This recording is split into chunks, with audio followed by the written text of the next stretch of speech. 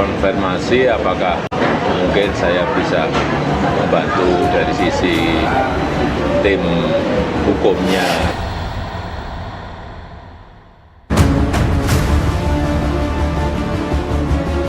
Karena saya tidak membimbing, tidak mengetahui, tidak ada prosesnya, pembimbingnya itu Profesor Sumitro. Jadi kalau mengenai ijazah sampai palsu itu saya tidak bisa sama sekali cerita.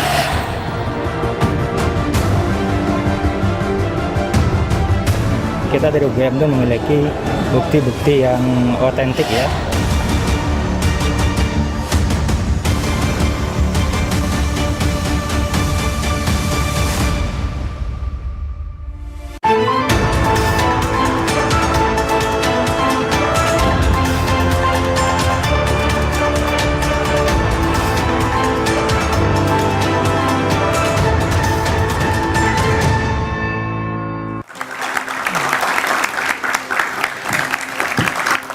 Halo, selamat malam saudara. Kisruh keaslian ijazah Presiden ke-7 Joko Widodo menggelinding jauh kemana-mana.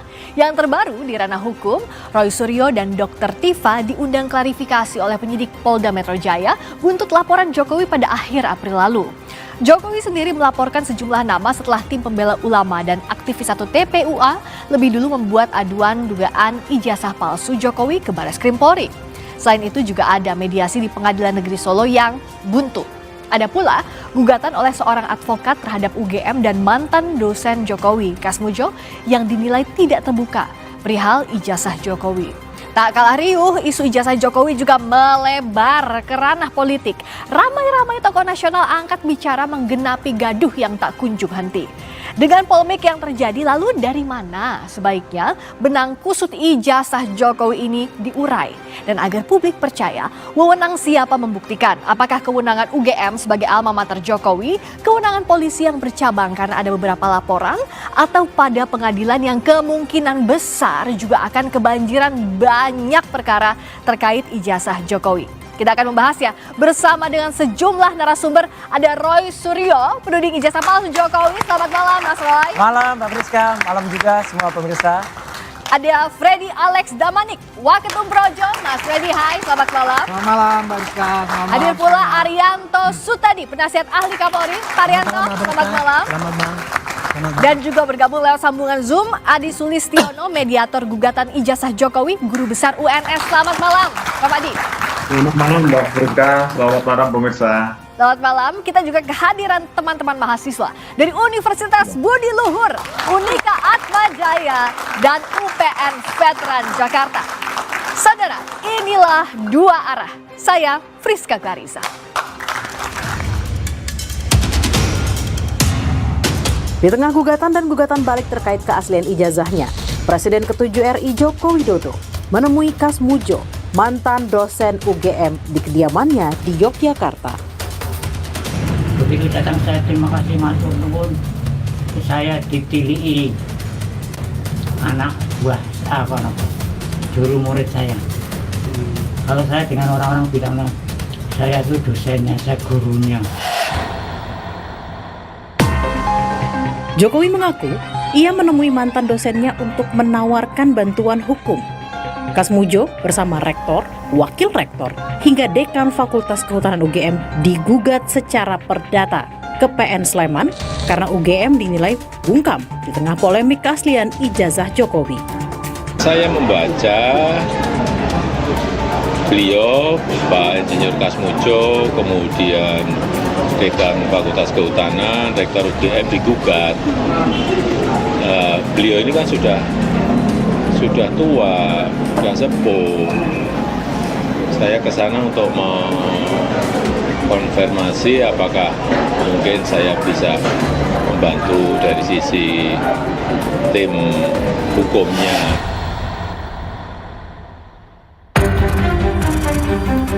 Kegaduhan isu keaslian ijazah Jokowi tak hanya karena saling lapor ke polisi dan saling gugat di pengadilan. Soal polemik ijazah bahkan turut disinggung Presiden kelima sekaligus Ketua Umum PDI Perjuangan Megawati Soekarno Putri.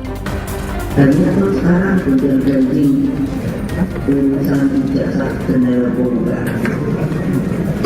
Ya Allah bersama dia. masih ada ini kebiasaan saya itu.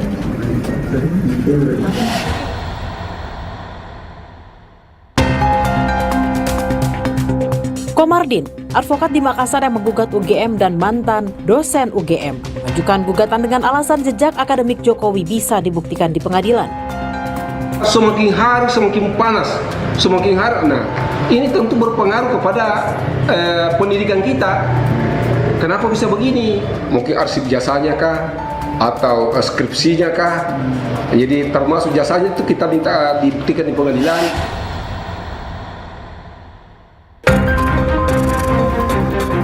Pihak UGM menyatakan tengah mempelajari gugatan dan menyiapkan bukti di persidangan. Tentu kami pelajari ya, itu kami pelajari gugatannya gitu. Kita dari UGM itu memiliki bukti-bukti yang otentik ya, terkait dengan status gitu ya, keberadaan Pak Jokowi di lingkungan kami, di universitas kami gitu.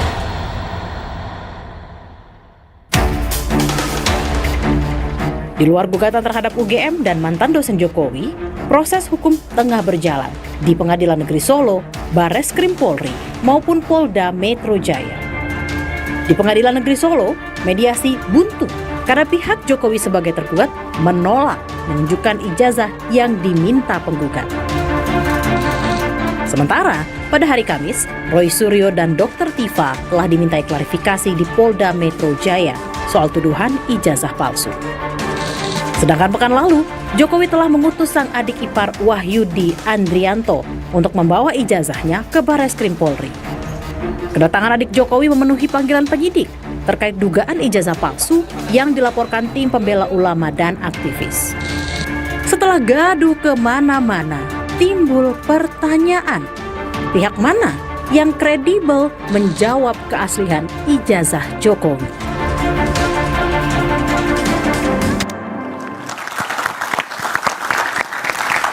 Dalam hidup ini kan yang jadi pertanyaan kejelasan status ya. Nah, tapi kalau dalam kasus laporannya Pak Jokowi yang diajukan oleh Pak Jokowi, statusnya Mas Roy ini apa sih, terlapor atau apa? Lah itu menarik kan. Jadi kemarin tuh ada pelapor yang sudah menuliskan locus delicti dan tempus delicti dengan terlalu berani. Tapi ternyata tidak seperti yang diomongkan sebelumnya. Kan yang diomongkan sebelumnya kan lawyernya mengumbar tuh, ember istilahnya. Ya, kami melaporkan RSTT, PS dan lain-lain. Ternyata nggak ada menurut kepolisian. Jadi kan kasihan polisi ini. Tuh, Mas Roy itu statusnya apa sampai sekarang dari kemarin Nggak ada. polisi? Statusnya saya independen. Diundangnya sebagai apa? Diundangnya memang tertulis sebagai saksi. Cuman gini Pak, dalam prinsip hukum ini juga harus diketahui. Kalau saya nantinya itu akan dijadikan saksi ya, kalau nanti akan dijadikan terlapor, ya saya berhak untuk kemudian tidak perlu memberikan keterangan karena saksi itu punya hak untuk diam. Karena terlapor itu punya hak untuk diam. Kalau nanti ternyata terlapornya itu saudara kita juga berhak menolak. Karena nggak boleh kita bersaksi sama saudara. Ini adik-adik dan penonton Kompas TV harus ngerti, harus cerdas, harus smart. Jangan sampai waktu kita terbuang percuma. Udah duduk, diambil keterangan sampai jam 11 malam. Akhirnya nggak bisa dipakai. Karena ternyata terlapornya saudaranya atau bahkan terlapornya dia sendiri. Undangan klarifikasinya kemarin itu undangan klarifikasi kan? Undangan klarifikasi ini bentuknya. Boleh diperlihatkan. Nih. Dan yang menariknya lagi karena klarifikasinya bersifat klarifikasi, maka semua kan jadi saksi. Jam 10 saya diklarifikasi. Oke, saya boleh dilihatin Mas ke kamera. Jam 10 saya diklarifikasi. Jam setengah 8 pagi saya masih mampir Kompas TV. Nah, oke, itu isinya apa? Kan tidak kelihatan jelas. Undangan klarifikasi. Sebagai diberitahukan saksi kepada saudara, bla bla bla bla bla. Sambil dilihatin ke depan Mas ya, ke kamera. Oh, kan nggak bisa baca nanti. Ya, sebagai saksi gitu ya. Di sini ada. Kemudian tentang pasalnya banyak banget. Tapi objek perkaranya ada untuk kasus apa? Nggak ditulis juga. Pasal-pasalnya ditulis. Pasalnya ada seabrek 310, 311, 27A. Oke, jadi yang pencemaran nama baik, fitnah, undang-undang ITE. Terus yang jahat ini. Ada pasal 32 dan 35. Kenapa saya bilang jahat? Pasal itu saya dulu perancang undang-undang ITE bersama dengan teman-temannya. Itu untuk transaksi elektronik. Untuk orang kalau kirim bukti kemudian diubah. Atau ada orang kirim data yang palsu tapi disebut asli. Itu kena, bukan untuk soal ini. Jadi kenapa kok pakai penyelundupan pasal? Dan yang paling penting Mbak, kan di situ tulis tanggal nih. Ada 26 Maret 2025. Lokasinya Jakarta Selatan. Jadi tempusnya jelas, lokusnya jelas. Saya nggak ada di situ.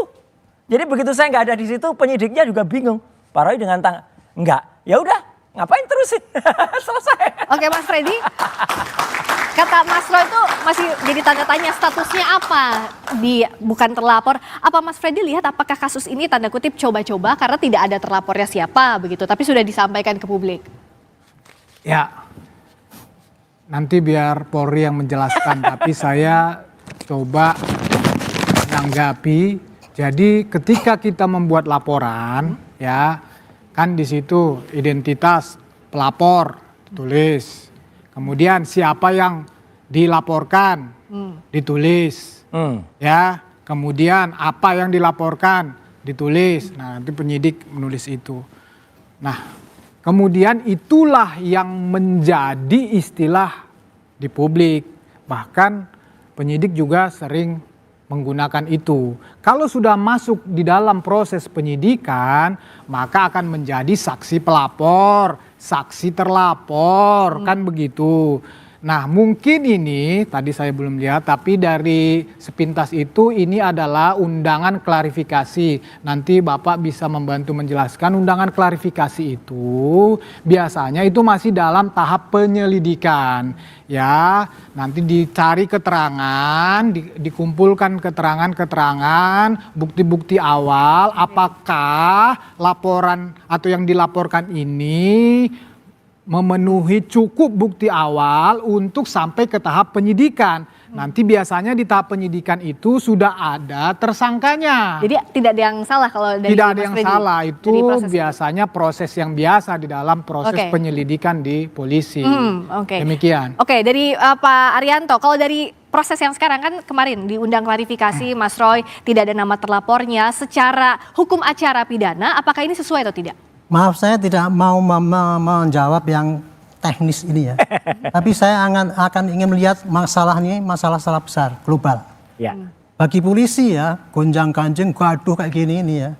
Itu sudah sehari-hari itu makanan kita itu. Siap. Polisi itu setiap hari menghadapi sengketa.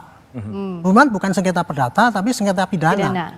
Kasus ini yang terjadi adalah sengketa pidana antara dua pihak. Yes. Yang satunya lagi menuduh sana pakai ijazah palsu dan yang dituduh enggak merasanya. Yang dituduh itu balik menuduh bahwa itu menebarkan berita bohong. Itulah yang terjadi sekarang ini. Dan di dalam dunia sengketa itu kalau masing-masing menganggap dirinya benar itu ya udah wajar udah. Ya. Dengan alasan yang panjang lebar silakan lah. Oke. Cuman sayangnya sekarang ini ya, ini kasus ini sangat world news. Artinya apa? Gampang diviralkan dan ini bagus untuk makanan media ini. Oke, nah Pak, tapi kan jadi edukasi juga gini. Kalau untuk tahapan penyelidikan seperti apa? Mencela dia. Saya hanya mengatakan kasus ini mudah viral. Kenapa? Melibatkan tokoh. Oke. Yang kedua ada indikasi ada yang ditutup-tutupi, ada yang nggak jujur. Nah, Nah itu pasti akan dikejar oleh Dan ketiga menimbulkan perdebatan yang berkepanjangan. Oke. Yang keempat menarik simpati dari masing-masing pihak itu punya simpati yang gede gitu. Nah ini sudah pasti world news.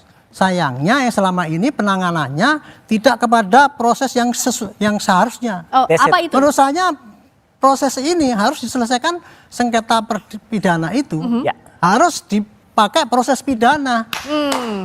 Pidananya satu ya, ada dua nih pidananya. Oke, ada dua pidana. Pidananya satu, orang menuduh ijazah palsu. Ya. Itu nanti akan kita cek nanti apakah ijazah itu betul apa tidak. Ya. Mana yang salah, mana yang benar. Yang satunya lagi itu berita bohong itu. Pidananya dua itu kan. Ya. Nah, itu saya sekarang senang apa? Karena sudah Pak Jokowi sudah lapor ke Polda atau mana saya nggak tahu ya. Polda Metro Jaya. Dan sana juga sudah lapor juga ke polisi kan. Iya. Bareskrim. Dua-duanya itu berarti akan ditangani secara track yang benar. Gitu. Jadi saya optimis bahwa kasus ini kalau polisinya mau sigap cepet gitu ya dan jujur terbuka, ini akan ending kepada nanti di proses pengadilan dan disitulah nanti akan kelihatan siapa yang sebetulnya benar, siapa yang kemudian salah. Oke, jadi kalau kata Pak Arianto ini sudah on the track begitu ya proses hukumnya. Oke. Endingnya belum saya kasih tahu ya kira-kira, tapi prosesnya nanti gitu. Oke. Jadi polisi sekarang tugasnya tinggal menyidik dua kasus ini. Ya, soal ijazah palsu sama tadi ya pencemaran nama baik dengan cara yang fitnah. sama. Imbang, adil caranya. Oke, tepuk tangan itu sudah on the track. Tapi tadi pas Pak Arianto menjelaskan, nahnya itu apa? Nahnya itu inilah jenderal polisi yang tepat, bijak. Polisi saja tidak mau menjelaskan, kok tiba-tiba ada orang yang bukan polisi sudah mengatakan prosesnya begitu. Dapat dari mana pengetahuan itu? Mas Fred, kan, coba gitu kan, jenderal polisi saja siap, Pak Aryan. Dan beliau penasihat ahli Kapolri tuh. Jadi sudah mengarahkan dengan polisi sudah on the track. Oke, Mas Fred, Ya kan? silakan. Yang saya sampaikan tadi sejalan dengan apa yang disampaikan beliau. Beliau menyatakan proses itu sudah benar kan? Sudah tepat kan? Jadi sejalan. Beliau nggak komentar soal itu, Mas. Saya sepakat dengan beliau, proses yang sedang berjalan ini, proses hukum ini sudah tepat untuk menyelesaikan kasus ini. Ya, kami juga, Pak Jokowi juga mengambil upaya hukum ini sebagai langkah terakhir. Ya, setelah ya klarifikasi penjelasan yang dilakukannya, pengacaranya dari UGM, ya, dari teman-teman kuliahnya, teman-teman yang bareng wisuda, kemudian juga dari mantan anggota KPU juga sudah menjelaskan. Tapi tetap saja ya, Mas Roy dan kawan-kawan ini tidak percaya. Belum langkah terakhir. Dan tadi sebagai pembuka lead tadi berita itu bagus sekali, Mbak Friska. Terima kasih Kompas TV. Tadi kan ditunjukkan. Dan terus Jokowi datang ke tempatnya Pak Kasmujo. Dan apa jawaban Pak Kasmujo? Matur nuwun Pak Kasmujo. Beliau menjawab, jujur saja, orang itu sebaiknya kejujur. Dan beliau mengatakan, saya bukan dosen pembimbing skripsi Jokowi. Bukan juga saya dosen pembimbing akademiknya. Karena dulu Pak Kasmujo itu pada tahun 80 sampai 85 beliau masih asdos. Asdos tuh nggak berhak tanda tangan di situ. Jadi bohong semua soal Pak Kasmujo itu, apalagi nggak ada namanya di skripsi. Oke, dari awal proses dianggap tidak jujur. Ya, jadi kan tadi kan saya melanjutkan sedikit apa yang saya sampaikan. Jadi kan semua yang berhak menyatakan tentang ijazah palsu ini kan sudah melakukan penjelasan dan klarifikasi. Tetapi Mas Roy dan kawan-kawan ini kan terus saja memainkan isu atau menuduh ijazah palsu. Ini fakta, Mas, bukan isu, Mas. Oleh karena itu Pak Jokowi melaporkan. Kan itu dasarnya ya, merasa martabat dan kehormatannya diserang. Saya menanggapi yang tadi masalah Pak Kasmujo ini. Pak Kasmujo ini silahkan ya, Pak Kasmujo ini kan nggak berdiri sendiri. Ya, ini kan bagian dari UGM. Justru saya melihat justru kehadiran Pak Kasmujo ini di publik ini semakin memperkuat bahwa benar Pak Jokowi itu alumni UGM. Alumni itu bukan berarti lulus, Mas. Kehadiran Pak Kasmujo di situ tidak terlepas dari UGM. Gugatannya saja yang khususnya di Makassar itu menyertakan Pak Kasmujo karena Pak Kasmujo dianggap ya ada keterlibatannya di dalam dalam ijazahnya Pak Jokowi ini, di dalam hubungannya dengan Pak Jokowi ini sehubungan dengan ijazah palsu. Soal ijazah palsu ini tidak hanya di pidana tapi ada juga perdata tadi yang menyinggung nama Pak Kasmujo. Bicara soal Pak Kasmujo yang sudah muncul juga dan didatangi oleh Pak Jokowi, sebenarnya seperti apa sih posisinya dalam kasus ini? Sesaat lagi di Dua Arah.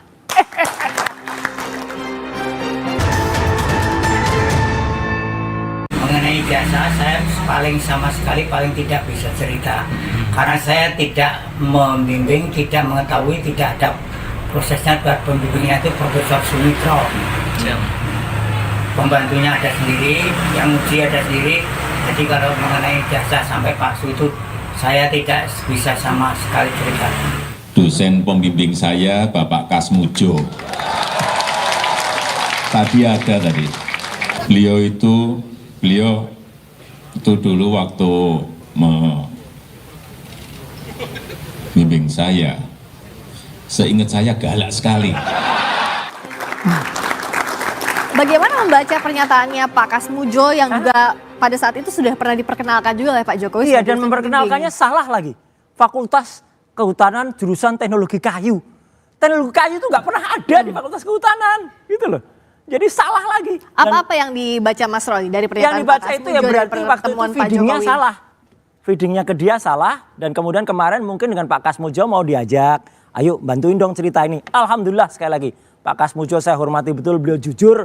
Beliau mengatakan saya bukan dosen pembimbing skripsinya, juga bukan dosen pembimbing akademiknya, karena waktu itu beliau masih asdos. Seorang asdos, saya dulu pernah jadi asdos, asisten dosen. Ya, itu nggak boleh tanda tangan di KRS.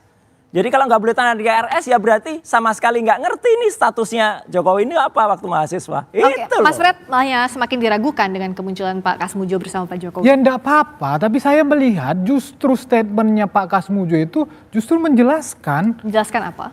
Bahwa Pak Jokowi itu benar alumni UGM, bahwa Pak Jokowi itu benar pernah menulis skripsi. Ternyata kalau benar yang dikatakan beliau itu, ada Prof. Sumitro di situ.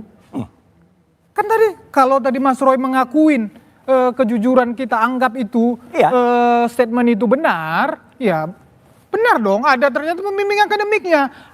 Yang saya mau katakan bahwa Pak Kasmudjo ini tidak akan terlepas dari kampus UGM. Nanti keterangan ini akan disinkronkan di dalam proses hukum. Ya, nanti mana yang benar kan jelas. Jadi kan semuanya itu juga ada dokumen-dokumen tertulisnya, kan begitu. Jadi statementnya Pak Jokowi di tahun 2017 itu dulu jelas banget. Saya waktu itu ketemu dengan Pak Kasmudjo dulu galak banget ini. Saya bolak-balik keluar. Dan terima kasih Pak Kasmudjo, berkat bimbingan Bapak saya bisa menyelesaikan skripsi saya. Saya juga itu pernah, ada di rekaman, saya juga pernah menjadi mahasiswa.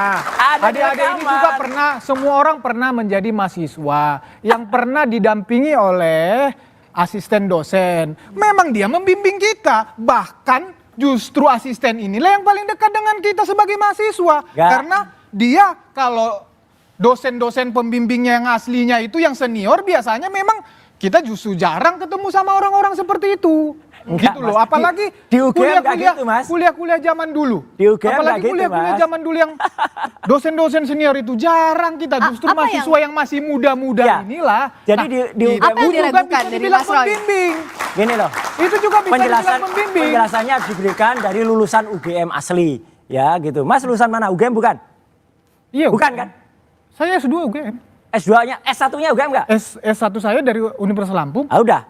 Ya udah. Ini kan yang dipersoalkan kan sekarang S1-nya. S2 lain, pembimbingannya lain. S2 Oke. Jadi intinya apa soal Pak Kasmudjo? Intinya adalah dulu Pak Jokowi itu bicara di 2017 seolah-olah meyakinkan bahwa Pak Kasmudjo adalah dosen pembimbing skripsi.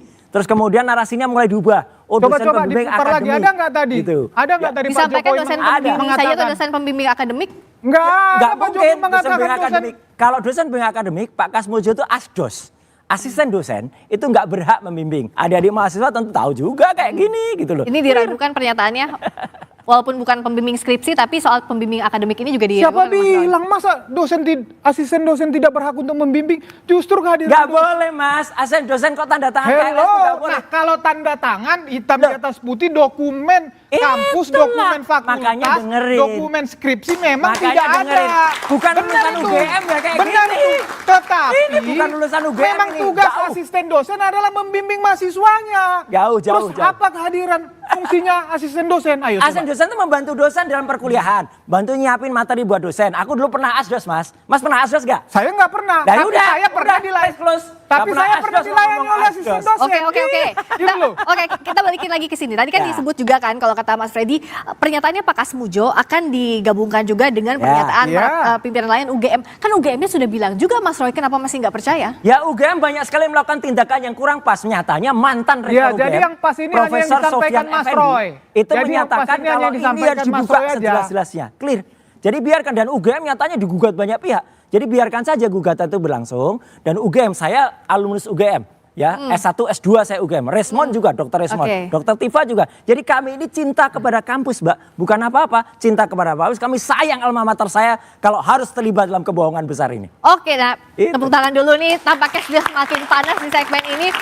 Kan yang ditunggu juga dalam proses ini tidak cuma laporan pidana, ada gugatan perdata yang di PN Sleman, ada juga gugatan perdata yang di PN Solo. Saya ke Prof Adi. Proses mediasi kenapa kok buntu ya? Prof Adi, apa sih yang jadi kebuntuan dan kendalanya? Jadi ada bottleneck soal ini?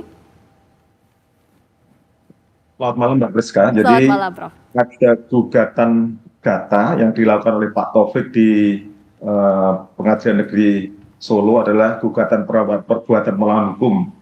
Yang digugat ada 4. Yang pertama Pak Jokowi, kemudian KPU, kemudian UGM dan SMA 6 Solo.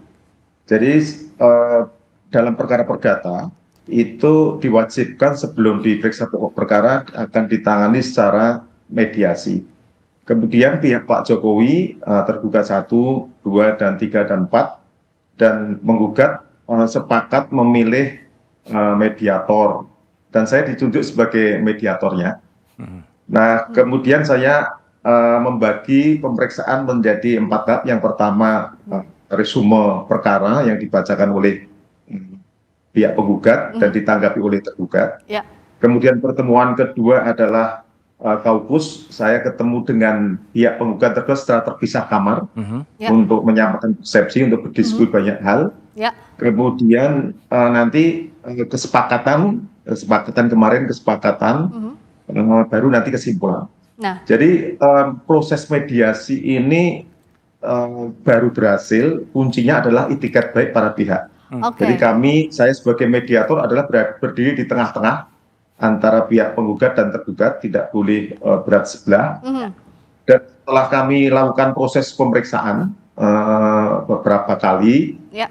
nampaknya khusus untuk pihak penggugat dan tergugat satu sudah sepakat mediasi tidak berhasil. Oke, tidak berhasil Sedangkan ya. untuk tergugat 2, 3, dan 4 kita upayakan. Semoga 2, 3, 4 berhasil. Jadi Oke.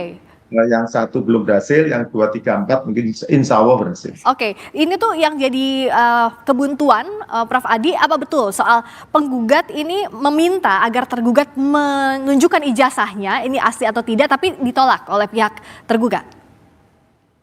Jadi ketika membacakan resume perkara, pihak penggugat kan sudah seperti yang disampaikan oleh para penggugat dan tergugat di media, makanya saya berani ngomong di sini karena sudah disampaikan di media. Jadi Pak Taufik menginginkan agar dibuka ijazahnya di muka publik. Oleh Pak Jokowi, begitu ya, pihak Pak Jokowi ya. Pak Jokowi, sedangkan pihak tergugat sejak awal tidak berkenan. Sebenarnya kalau Pak Jokowi bisa hadir sendiri, memang kalau dalam mediasi kan harusnya diwajibkan untuk hadir sendiri, kecuali beliau keluar kota, keluar negeri, terus sakit, buat pengakuan, atau sedang menjalankan tugas. Nah, seringkali kalau diwakilkan oleh pihak kuasa hukum, mediator akan kesulitan untuk menemukan titik temu antara kesepakatan antara penggugat dan tergugat langsung. Saya sebenarnya yakin kalau Pak Jokowi hadir walaupun lewat video call, itu akan tercapai lah kesempatan mediasi yang mungkin kita usahakan. Jadi problemnya memang pada saat proses mediasi, karena beliau diwakili oleh kuasa hukum dipasrahkan Jadi oleh kuasa hukum. yang diharapkan Pak Jokowi datang sebagai tergugat begitu ya, Prof. Adi ya? Oke, baik. Nah ini kan proses hukumnya jadi banyak sekali, bukan hanya banjir tapi buanjir. Karena ada laporan pidana, gugatan perdata di PN Sleman, PN Solo. Menurut Pak Arianto ini akan efektif atau tidak dalam prosesnya, dalam waktu yang bersamaan seperti ini? Tapi jawabnya usai jeda. Pak Arianto di Dua Arah, kami segera kembali.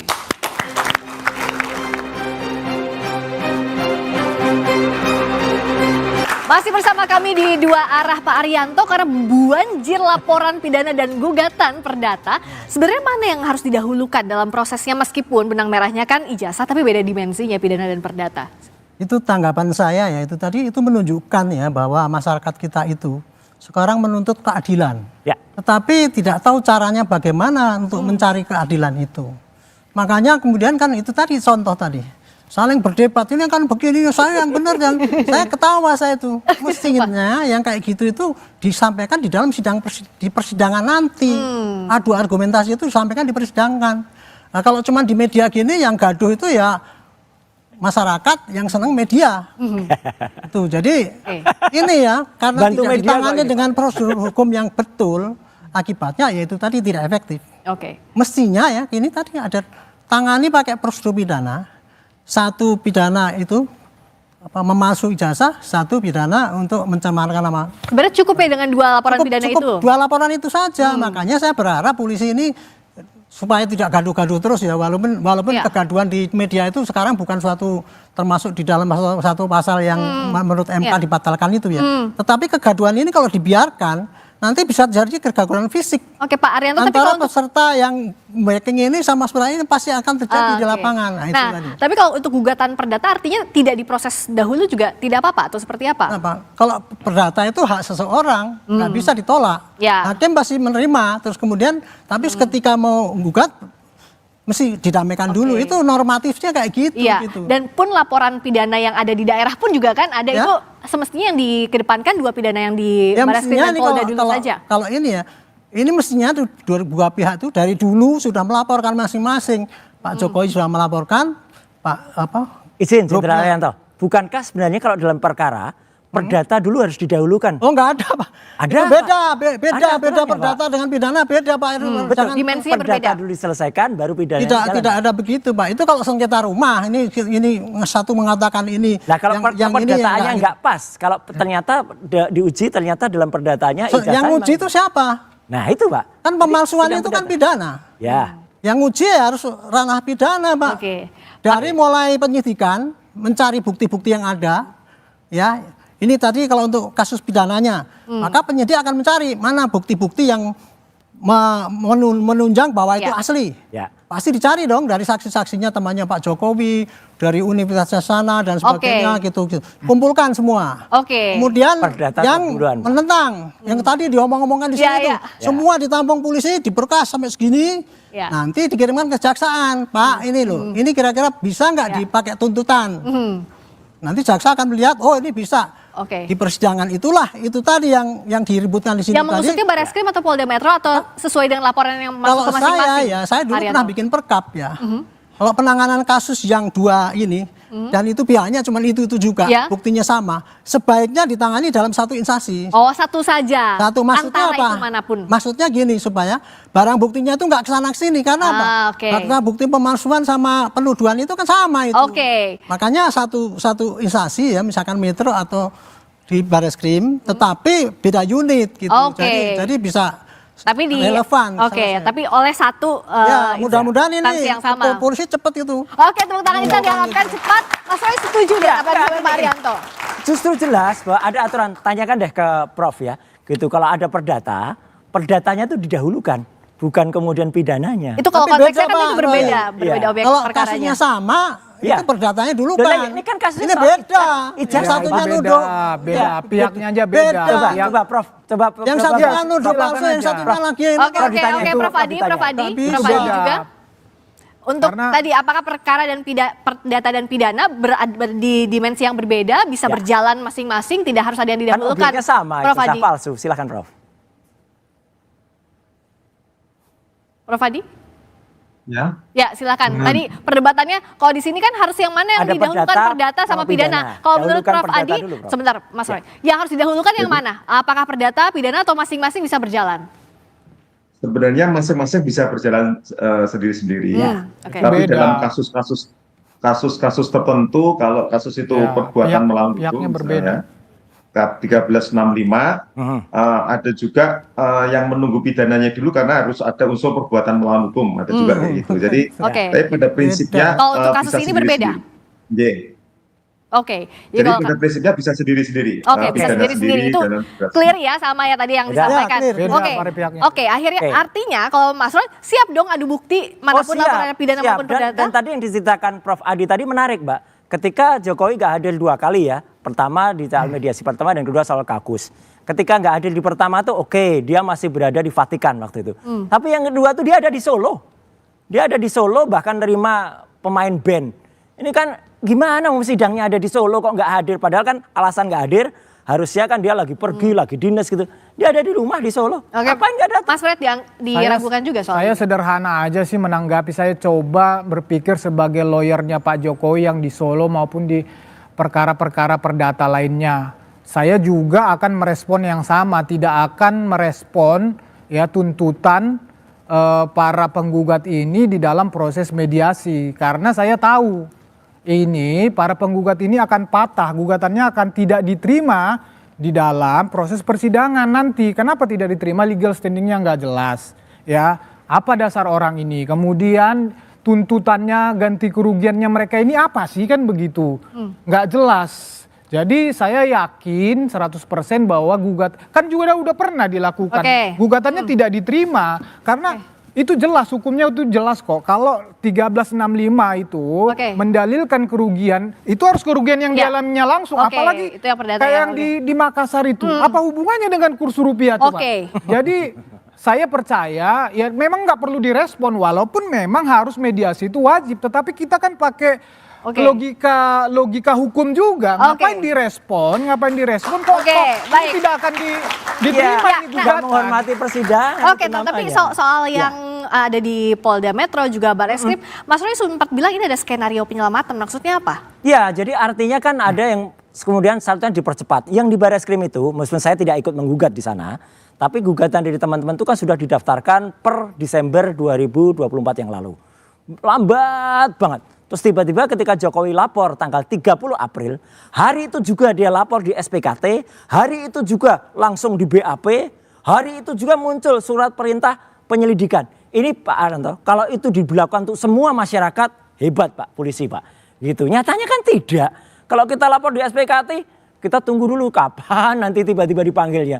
Kalau semua orang diproses kayak Pak Jokowi kemarin, saya salut kepada kepolisian dan lakukan itu untuk semua masyarakat. Jadi semua itu masyarakat. Pernah Pak Roy, Pak Roy pernah ngelapor? Pernah membuat laporan polisi? Pernah. Gimana? Pernah. Polda Metro. Kapan?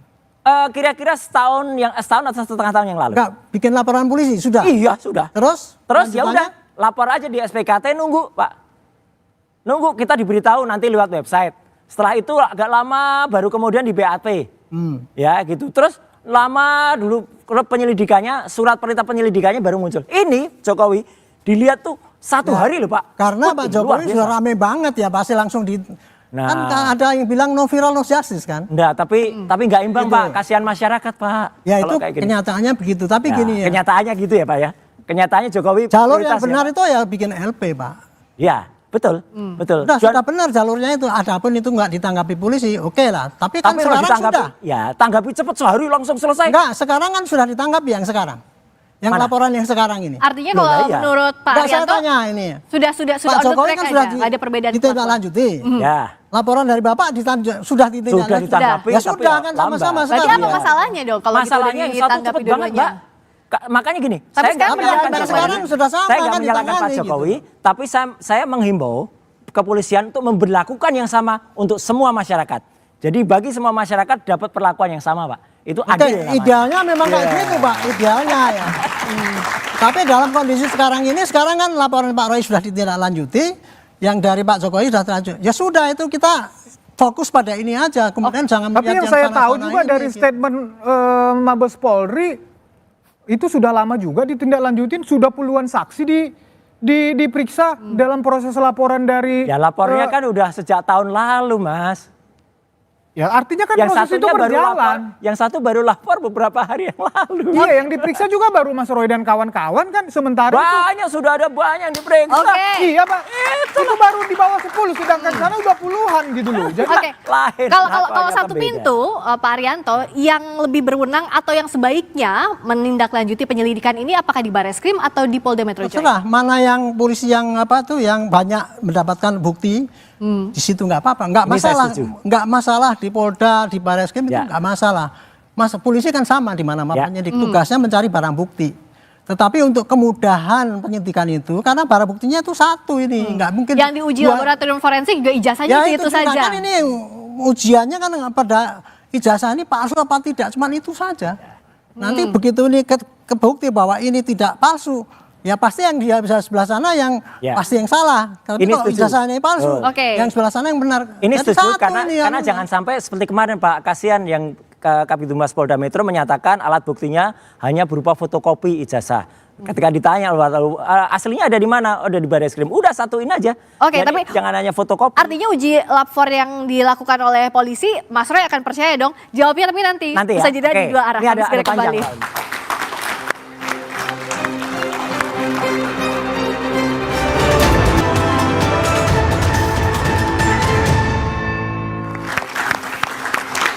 Karena 3 segmen tadi cukup panas, sudah kipas-kipas dulu narasumber saat iklan tadi. Sekarang kembali lagi ke Mas Roy. Jadi untuk uji forensik dari Polri harusnya setuju dong, percaya? karena mungkin kalau saya sebenarnya udah kontak dengan ahli digital forensik dari Amerika, Dr. Ismon udah kontak dengan Jepang, Dr. Tifa juga udah dapat. Intinya adalah mereka siap bantu. Tapi memang ketika di Indonesia baru ada Lab 4 dari Polri, mungkin next kita harus punya pikiran ke depan. Oke, tapi kalau sekarang ke depan lapor, itu negara-negara seperti Amerika, karena ada Virginia bahkan dia punya Virginia namanya adalah Virginia Department of Forensic Science. Bahkan Filipina pun udah pernah. Jadi nggak apa-apa kalau sekarang kita tunggu hasil dari Lab 4, kita hormati. Tetapi harus terbuka, ijazahnya ditunjukkan ke masyarakat dan setidaknya kita bisa lihat hasilnya detail Mbak, kayak kita uji lab. SGOT, SGPT berapa, gula darah berapa, jangan hanya hasilnya itu satu kalimat saja, ini asli atau ini tidak asli. Kalau hasil itu detail rinci, insya Allah kita hormati, tapi kalau hasil itu tampak mengada-ada ya jangan begitulah gitu hasil uji forensik. Oke, kalau dari Mas Freddy harusnya tunjukin aja ijazahnya. Ya, jadi begini ya. Ini kan sebelum masuk laporan polisi ini kan Mas Roy dan kawan-kawan ini kan selalu menantang laporkan saja. Waktu itu saya katakan di berbagai media juga, nah kan jangan nanti kalau sudah dilaporkan ngomong kriminalisasi, kemudian membangun narasi-narasi ya yang mendiskreditkan polisi, bahwa polisi tidak netral dan bla bla bla bla. Dan per hari ini dan kemarin-kemarin narasi itu dibangun. Jangan begitulah, biarkan penyidik seperti kata Pak Arianto tadi, biarkan penyidik bekerja. Hukum kita, penyidik kita mempunyai yurisdiksi sendiri, nggak usah bawa-bawa luar negeri, kan begitu. Percaya kepada polisi kita, ini sudah menjadi sorotan publik. Percaya penyidik itu, Mabes Polri itu, Polda itu tidak akan melakukan blunder. Ini zaman sekarang, zaman keterbukaan. Mas Roy dan kawan-kawan gampang menelanjangi apapun di Indonesia ini. Justru karena itu, ayo kita bangun narasi ya, kepercayaan kepada penyidik kita. Biarkan mereka bekerja. Biarkan, nggak usah membangun narasi-narasi yang menyerang penyidik kita. Nanti ini justru malah membangun ketika masuk proses hukum, tapi Mas Roy-nya percaya dengan penyidikan? Ya, penyelidikan yang berjalan. Adanya sekarang ini. Tapi bagaimana bisa membaikkan? Kalau tidak dikritisi tidak akan lebih. Dan saya hormat sekali kalau nanti polisi kan juga semua berkembang dulu, misalnya penyelidikan itu nggak pakai tahap-tahap. Sekarang sudah ada perkap dari Pak Arianto, itu lebih bagus, lebih detail. Itu kita dukung. Yang lebih baik kan kita harus pakai. Di Virginia, di Filipina aja sudah mulai independen. Soal ijazah ini Mas Roy akan punya data pembanding atau tidak? Ya, kita punya data pembanding. Tapi, apa itu pakai apa? Ya nanti kita lihat pada saatnya. Masih rahasia karena data pembandingnya. Oke, Pak Arianto, apakah bisa data pembanding tadi dilakukan dalam proses penyelidikan? Saya akan pesan-pesan saya ya. Gini. Tolong, ini kasus sekarang sudah kepada ranah pidana dan sudah on the right track. Percayakan kepada penyidik. Ya itu nanti akan dicek ya secara saintifik, kemudian pakai analog ataupun dicari apakah ijazah itu betul-betul asli apa tidak.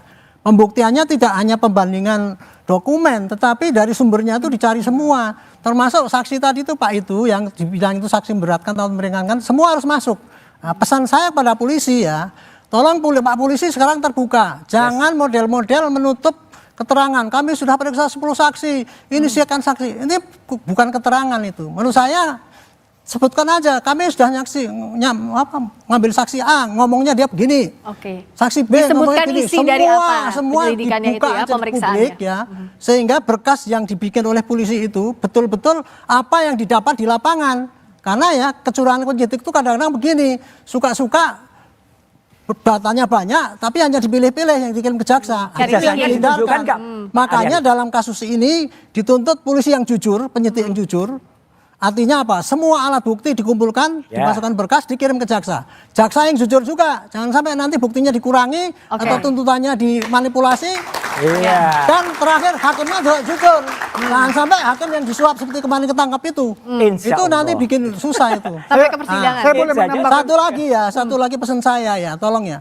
Ini kegaduhan di media itu tidak masalah. Tetapi kalau ini dibiarkan nanti akan terjadi kegaduhan di lapangan. Itulah yang dikendaki oleh Amerika dan sekutunya maupun tapi yang intinya adalah kita harus terbuka. Domba kita ini. Kita ini sekarang lagi jadi objek untuk war by proxy. Tapi yang jelas harus hati-hati. Tadi poinnya adalah yang terbuka ya, proses penyidikan sampai nanti ijazahnya ditunjukkan. Ya toh, kalau ijazah ditunjukkan udah selesai. Ditunjukkan haruskah apa di persidangan kalau soal ijazah ditunjukkan? Apa tunjukkan aja ini buktinya. Nah, betul. Oke, untuk menunjukkan ijazah.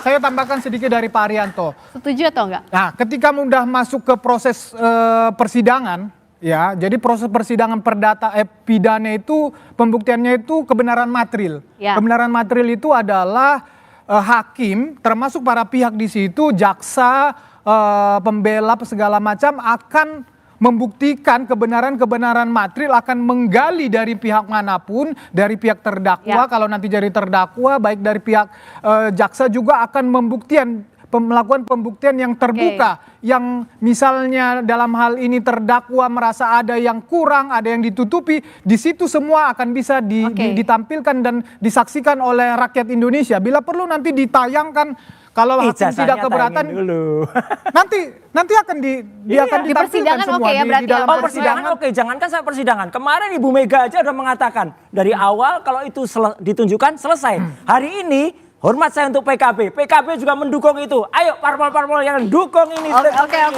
Nah, kalau dari Prof Adi ini kan jadinya kemana-mana. Tapi dalam proses pembuktiannya sampai nanti kalau sampai ke persidangan, itu apa sih yang harus ditunjukkan ke publik, baik itu laporan pidana maupun gugatan perdatanya, Prof Adi?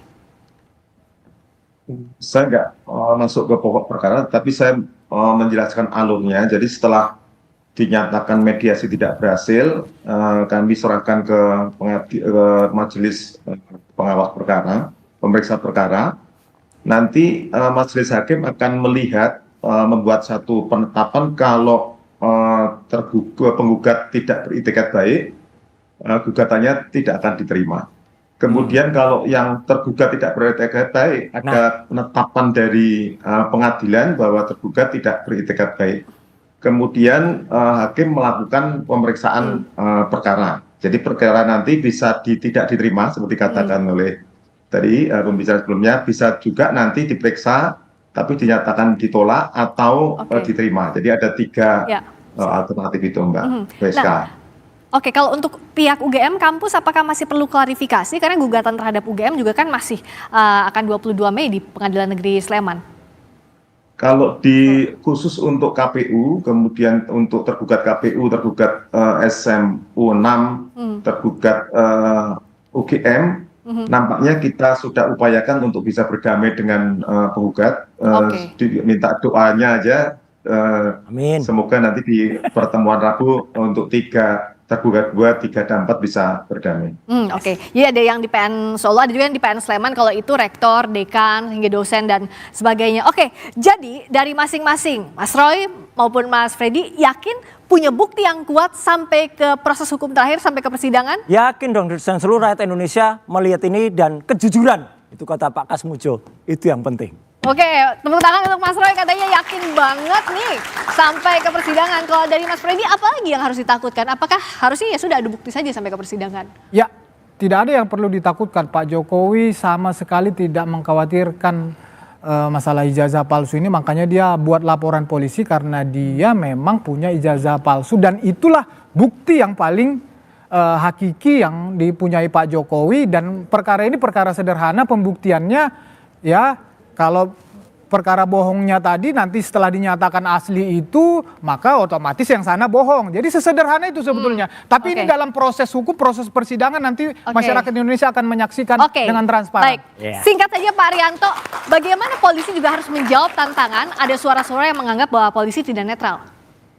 Dia kerja cepat, terbuka, dan mengumumkan pada rakyat inilah yang sudah saya kerjakan. Dan kemudian menyampaikan kepada rakyat juga ini yang saya sampaikan pada jaksa. Dan jaksa juga terbuka juga, ini yang saya terima dari polisi, ini saya karang dan kemudian sampaikan pada hakim. Dan hakimnya sebelum bersidang dia sumpah bahwa dia juga tidak curang. Kerja cepat, objektif dan transparan. Terima kasih atas waktunya dan perspektif dalam perdebatan hari ini. Mas Roy, terima kasih Mas Freddy, terima kasih Pak Arianto, terima kasih Prof Adi. Dan demikian Dua Arah malam ini, saya Friska Clarissa pamit undur diri, sampai jumpa pekan depan. Terima kasih.